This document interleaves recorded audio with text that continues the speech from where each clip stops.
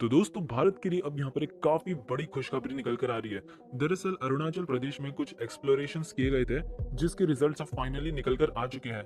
यहाँ पर रिपोर्ट में पाया गया है कि यहाँ पर यूरेनियम, लिथियम, हीलियम और भी कई तमाम रेयर अर्थ एलिमेंट्स पाए गए हैं इस स्टेट में। आपको बता दें कि ये जो काम किया गया है एक्सप्लोरेशन का, it was done by department of geology and mining in collaboration with atomic mineral directorate, जो कि एक यूनिट है हमारे डिपार्टमेंट ऑफ एटॉमिक एनर्जी का ही। और ये सभी काम सीधे पीएमओ के डायरेक्ट कंट्रोल में किए गए हैं। और भारत के लिए सबसे बड़ी खुशखबरी इसलिए है क्योंकि अकेला आंध्र प्रदेश ऐसा स्टेट बन चुका है जहां पर इतने सारे हमें एलिमेंट्स, वो भी रेयर अर्थ एलिमेंट्स देखने मिल रहे हैं। बिकॉज आज के समय में जैसे लिथियम है, इस तरह के एलिमेंट्स पर चाइना ने बाकी कंट्रीज के खदानों पर अपना कब्जा जमाए रखा है, जिसके चलते बैटरी की कॉस्ट कमी नहीं हो पा रही है।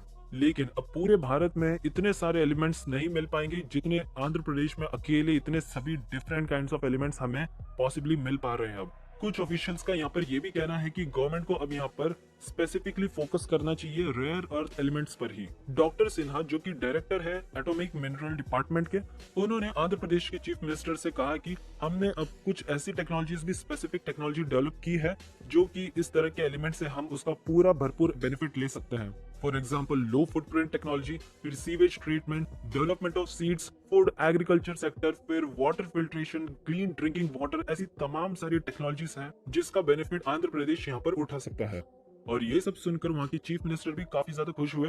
यहाँ पर उन्होंने आह्वान दिया है कि स्टेट गवर्नमेंट अब हमेशा टच में रहेगी डिपार्टमेंट ऑफ एटॉमिक एनर्जी के साथ। इसके अलावा वो अब एक फास्ट ट्रैक सर्वे भी कंडक्ट करेंगे ऑफ डोलोमाइट, लाइमस्टोन और भी कई तमाम जो हमारे एलिमेंट्स हो गए उनके।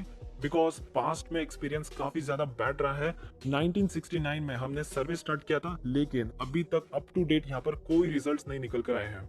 इसलिए डिपार्टमेंट को अब यहाँ पर जरा झटका देना पड़ेगा। यहाँ पर इन्हें जल्द से अपनी तैयारी करनी होगी और फटाफट से ये जो भी एक्सप्लोरेशन के काम है इन पर फिर एक बार काम शुरू करना ही होगा। इसी की वजह से अक्सर आपने देखा होगा कि चाइना भी अक्सर आंध्र प्रदेश वाले रीजन में अपने डोमिनेंस को बढ़ाने की कोशिश कर रहा है। जो बॉर्डर वाले इलाके हैं स्पेशली, वो अपने इंफ्रास्ट्रक्चर को काफी तेजी से डेवलप करने में लगा हुआ है, चाहे वो रोड कनेक्टिविटी हो या फिर बुलेट ट्रेन के रेलवे ट्रैक से क्यों ना हो। बट अनफॉर्चुनेटली यहाँ पर भारत एक सॉफ्ट कॉर्नर दिखा रहा है। यहाँ पर भारत को भी आई थिंक एक काफी डोमिनेटिंग वाली पोजीशन में आना ही होगा। वैसे आपको बता दें कि अगर ये सब जो भी एलिमेंट्स है इंडिया सक्सेसफुली एक्सट्रैक्ट करने में सफल हो जाता है तो इलेक्ट्रिक व्हीकल्स के क्षेत्र में भी यहाँ पर एक काफी बड़ा उछाल हमें देखने मिलेगा, क्योंकि यहाँ पर बैटरी की कॉस्ट ड्रास्टिकली डिक्रीज हो जाएगी।